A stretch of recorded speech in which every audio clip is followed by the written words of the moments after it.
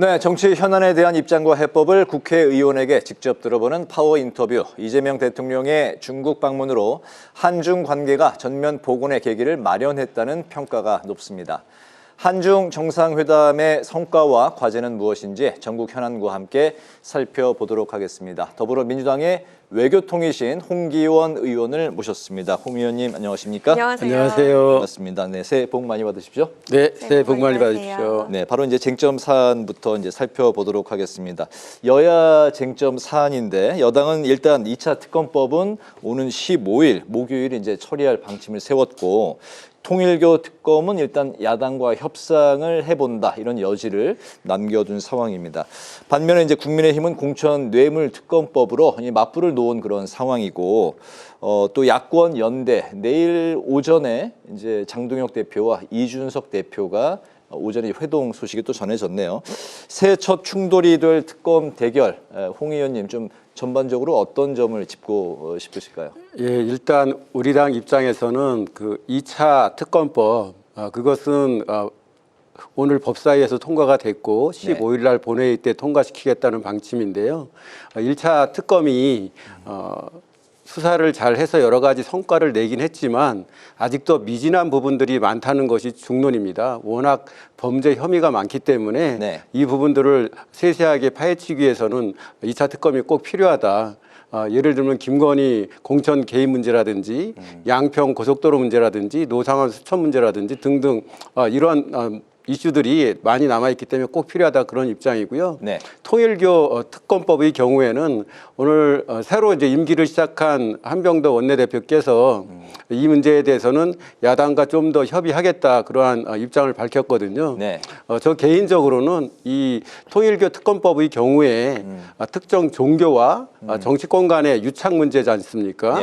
이걸 파헤치라는 것이 국민의 뜻인데 통일교뿐만 아니라 신천지도 같은 문제가 제기됐었기 때문에 함께 해야 된다 이런 생각을 갖고 있고요. 그다음에 그 당내 공천 헌금 문제의 경우 아주 우리 당이 국민들께 섞고 대제해야 될 큰 문제라고 생각하는데 그렇게 해서 명명백백하게 사실관계를 밝혀서 국민께 규명을 해야 된다 그런 입장을 갖고 있습니다. 당에서는 현재 경찰 수사가 잘 이루어지고 있기 때문에 그걸 지켜보는 것이 우선이라는 입장이고요. 저 개인적으로는 만약에 경찰 수사가 국민의 의혹을 완전히 해소하기에 문제가 있다면은 뭐 특검까지도 할 수 있다고 생각합니다. 네, 어제 민주당의 새 지도부 진용이 꾸려지게 됐습니다. 개혁입법 추진과 지방선거 공천 등 아주 막중한 책임을 안게 됐는데요. 이렇게 새롭게 선출된 지도부에 대한 당내 반응과 분위기 어떤지 궁금합니다. 예, 일단 새로 선출된 한병더 신임 원내대표에 대해서는 그분이 당내 여러 의원들과 두루두루 관계가 좋고 청와대나 또 정청래 대표하고도 대화가 잘 통하는 그런 의원으로 잘 알려져 있습니다. 그런 면에서 당정청 간 소통이 좀 더 원활해질 거다 하는 그러한 기대가 있고요. 또 이제 강덕구 또 이승윤 그리고 문정복 의원 세 분이 이제 새로운 지도부로 최고위원이 됐는데 이제 우리 지도부가 다 완전체가 됐지 않습니까? 비록 임기는 4, 5개월의 아주 짧은 기간이지만 해야 될 과제는 산적한 것으로 그렇게 알고 있습니다. 첫째로는 우리 당내 문제 빨리 정리해야 되고요.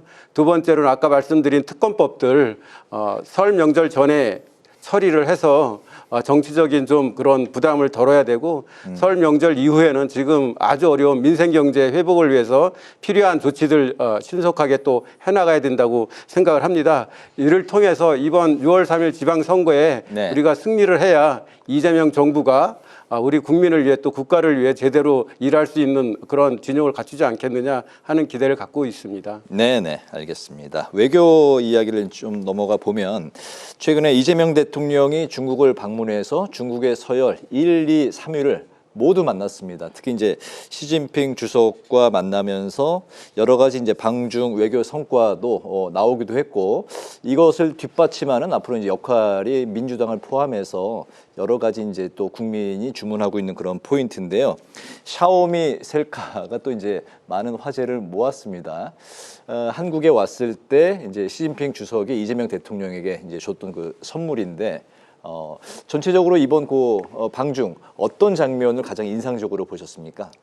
예, 먼저 이번 정상회담은 2개월 만에 이루어진 한중 정상회담 아니겠습니까? 네. 2달 사이에 한 번은 시진핑 주석이 한국을 국빈 방문했고 이번에는 우리 대통령께서 중국을 국빈 방문했는데 이렇게 2달 만에 한중 정상회담이 이루어진 것도 굉장히 이례적인데 전반적으로 지난 윤석열 정권에서 좀 어려워졌던 한중 관계가 전면적으로 복원이 됐다 그렇게 평가할 수 있겠고요. 예. 특히 샤오미 셀카가 많은 논란이 되고 있는데 특히 국내 일부에서는 네. 왜 중국 휴대폰으로 찍은 걸 대단한 일이냐 홍보하냐 이런 비판이 있는 걸로 저도 알고 있지만 네네. 사실 이게 지금 6억 뷰를 이뤘다고 알려져 있거든요. 네. 샤오미 셀카는 이재명 대통령께서 중국 국민들에게 한중 관계에 대한 우호적인 모습을 보여주기 위한 그런 제스처로 저는 생각하고 있고 예.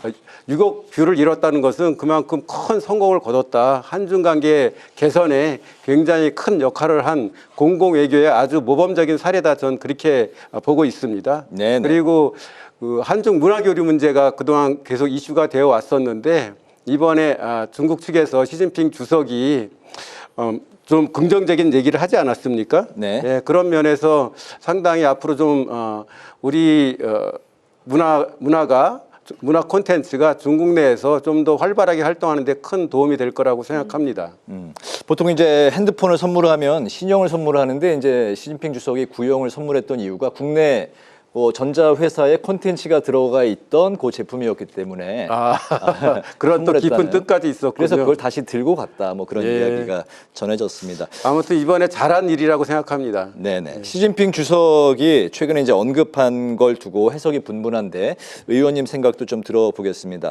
역사의 올바른 편에 서야 한다. 이 말의 뜻과 최근에 이제 방중 직전에 여러 가지 외교적인 큰 이슈들이 터졌습니다. 미국이 베네수엘라를 공습을 했고 미중 갈등, 중일 대립이 있는 상황인데 그렇기 때문에 우리나라가 어떻게 좀 그 중립지대에서 실용 외교 공간을 어떻게 열어가야 되는지 굉장히 좀 이게 쉽지 않으면서도 꼭 그렇게 가야 하는 그런 방향인 것 같습니다. 두 가지 사안에 대해서 의원님 생각 좀 들어볼까요? 예, 이번에 시진핑 주석이 이재명 대통령께 역사의 올바른 편에 서야 한다 이런 얘기를 했다고 해서 국내 일각에서는 중국이 우리를 일방적으로 압박한 거 아니냐 뭐 이런 얘기도 나오는 것 같은데요. 네. 사실 시진핑 주석의 이 표현은 여러 국제 회의나 또 외교연설 또 신년사에서도 했던 표현입니다. 한마디로 시진핑 주석이 국제 무대에서 국내적으로 여러 번 했던 얘기인데 네. 그 의미는 제가 생각할 때는 역시 미국을 겨냥한 측면이 좀 있는 것 같아요. 미국이 지금 트럼프 2기 행정부 들어서 네. 소위 국제적인 보편적 가치와 어긋나는 듯한 그런 행태들을 많이 보여왔지 않습니까? 아마 그걸 빗대서 그렇게 얘기한 것 같은데 네. 우리 입장에서 보자면은 그건 일반적으로 할 수 있는 얘기인 것이고요. 우리 입장에서는 이재명 정부의 외교 기조가 국익 중심 실용 외교 아니겠습니까? 국익을 가장 중심에 놓고 특별하게 어떤 방향을 정해서 하기보다는 그때 사안에 따라서 우리가 정말 가장 도움이 되는 실용적인 그러한 방향으로 외교를 해나가겠다. 그러한 기본 입장인데요. 이런 방향에서 해나가는 것이 필요하다고 생각합니다. 네, 한중 정상회담에서는 민감한 현황들도 언급이 됐습니다. 서해 구조물과 한한령 같은 것들이었는데요. 이재명 대통령은 생각보다 이에 있어서 좀 많이 진전이 됐다 이렇게 이야기를 했습니다. 앞으로도 이뤄질 그 실무 협의에서 우리 정부가 과연 어떤 태도를 취하는 게 좋을까요? 예, 특히 서해 구조물 문제에 대해서 말씀드리고 싶은데요. 예. 이재명 대통령께서 정상회담 후에 중국 측에서 관리시설을 철거할 것으로 이렇게 말씀하셨지 않습니까? 네. 지금 중국이 그 서해상의 그 잠정조치 구역에 설치한 구조물이 3개 있거든요. 네. 두 개는 양식 시설이고 하나는 그 양식 시설들을 관리하기 위한 시설이라고 이렇게 설명을 하고 있는데 아마 이 관리 시설을 중국 측에서 철거하기로 했다 하는 취지인 것 같습니다. 네. 그리고 이재명 대통령께서 지난번 에이펙 한중 정상회담 때도 이 문제를 제기한 것으로 제가 알고 있습니다. 이 의미는 뭐냐면은 우리 대통령이 이 문제를 굉장히 중시하고 있다는 것을 중국 측에게 명확하게 알려준 것이고요. 이러한 기조 하에 한중 한중 간에 실무적으로 좀 구체적인 문제들을 협의해 나갈 것으로 생각합니다. 그리고 아까 말씀드린 그 문화 교류 또는 한한령 문제의 경우에는 네. 시진핑 주석이 석자 얼음은 한 번에 녹지 않고 과일은 익으면 저절로 떨어진다 이런 표현을 했다고 보도가 되었는데 네. 이 말의 취지는 저는 그렇게 이해합니다. 한중 관계가 지금 좋아지고 있지 않습니까? 이렇게 좋아지면은 저절로 그러한 문화 교류상의 어려웠던 점들도 네. 해소될 거다. 그게 멀지 않았다. 그렇게 이해하고 있습니다. 네, 한중 관계가 점점 해빙 무드를 타고 있는 것 같은데 예. 점차 더 확대되기를 기대해 예, 보겠습니다. 대통령께서 바둑, 뭐 축구 교류 이런 것도 제안하신 걸로 나왔더라고요. 네. 예. 제가 한중의원연맹 사무총장인데 네. 한국과 중국의 의회 간의 바둑 대회 같은 걸 하면 좋을 것 같습니다. 알겠습니다. 중국 입장에서는 이제 특히나 이제 축구는 우리나라가 좀 넘사벽인데 예, 바둑은 중국도 굉장히 강하고 우리하고 좀 막상막하이 중국도 최근에 많이 네. 강해졌습니다. 네, 네. 예, 여러 가지 이제 교류가 있었으면 좋겠고요. 특히나 이제 귀국길에 이재명 대통령이 SNS에 김정인 북한 국방위원장과의 만남을 좀 이렇게 기대하는 글을 올렸습니다. 이재명 대통령에게 시진핑 주석이 좀 관계 복원에는 좀 인내심을 가져야 한다 이런 이제 언급도 한 상황인데 앞으로 중국이 이 대북 정책, 남북 정상회담, 또 북미 대화 이런 것들에 있어서 역할을 해 줄 걸로 기대하시는지 특히나 이제 북미 대화를 포함한 남북 대화 뭐 이 가능성은 좀 어떻게 보십니까? 이번 정상회담 때 시진핑 주석에게 북한 핵 문제 해결이나 또는 북한이 외부 세계와의 대화하는 데 있어서 중국이 좀 역할을 해주도록 말씀을 하신 걸로 알고 있고 네. 중국도 아마 노력은 하려고 하겠지만 결국 가장 핵심 이슈는 북한 핵 문제 아니겠습니까?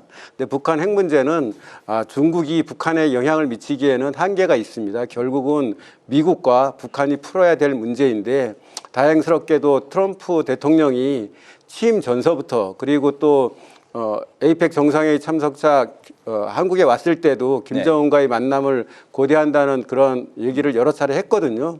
그런 면에서 기대가 있는데 다만 최근에 미국이 무력으로 베네수엘라의 마두로 대통령을 체포해서 압송해 가지 않았습니까? 이런 부분이 김정은 위원장한테는 상당한 압박이 될 걸로 생각합니다. 한편으로는 핵무력은 네. 절대 포기해서는 안 되겠다 하는 그러한 의지를 더욱 강하게 하는 측면이 있을 거고요.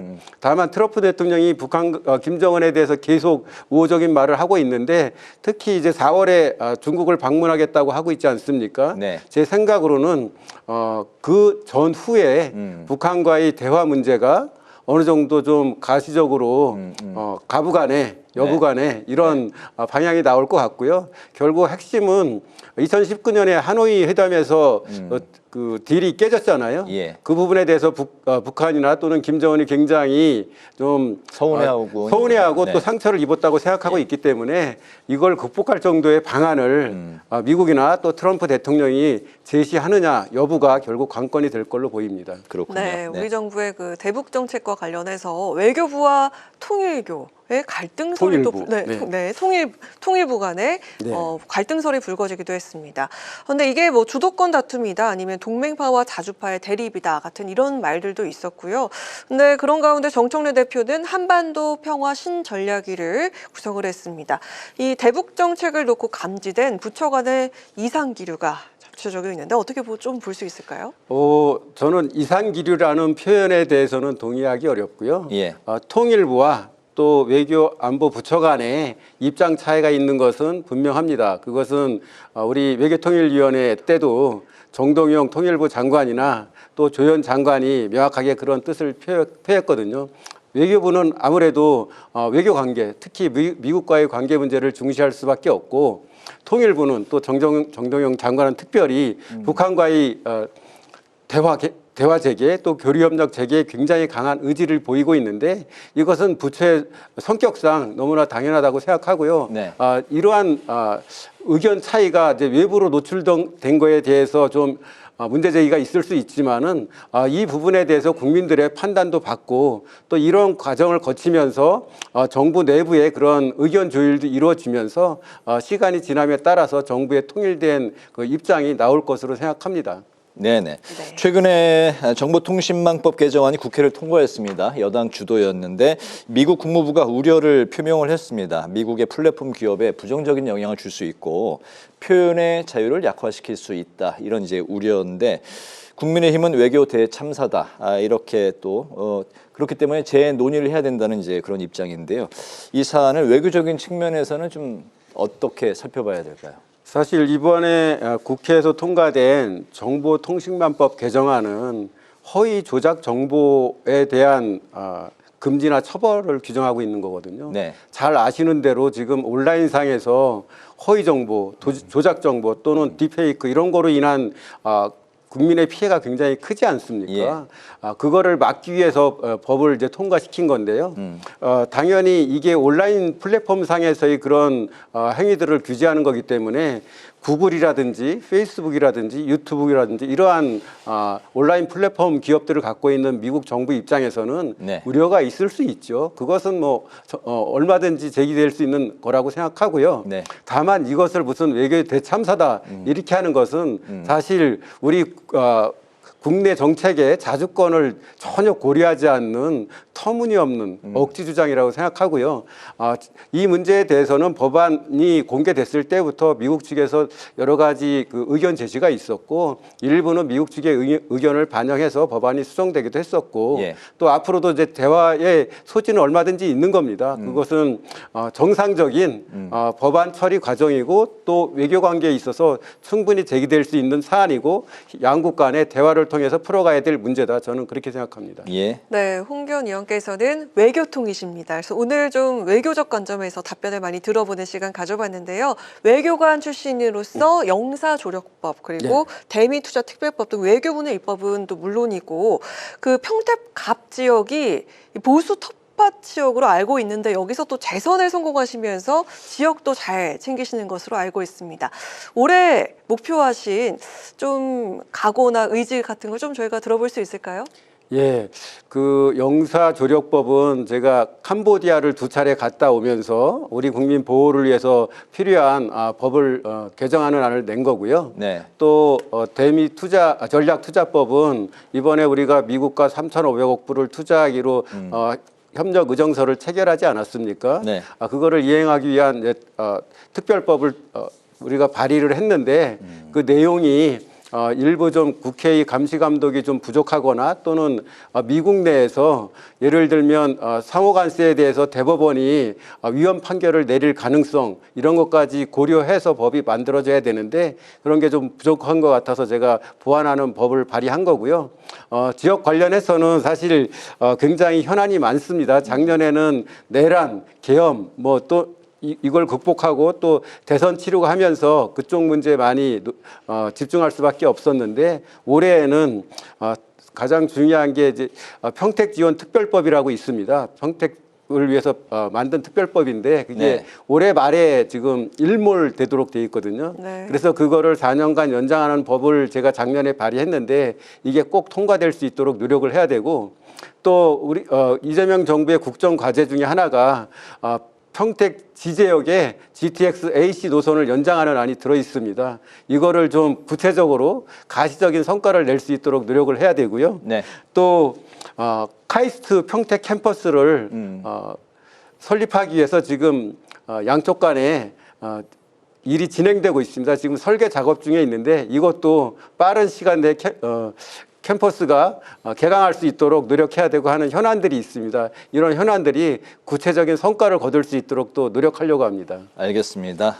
오늘 이제 파워 인터뷰 마칠 시간이 됐는데요. 굉장히 좀 밀도 높고 네. 스피디하게 진행이 됐습니다. 오늘은 한중 정상회담 성과와 앞으로 우리의 주변 국가를 둘러싼 외교적인 과제 그리고 전국 현안까지 두루 살펴봤습니다. 더불어민주당의 홍기원 의원을 모시고 말씀을 들었습니다. 오늘 말씀 잘 들었습니다. 고맙습니다. 네, 감사합니다.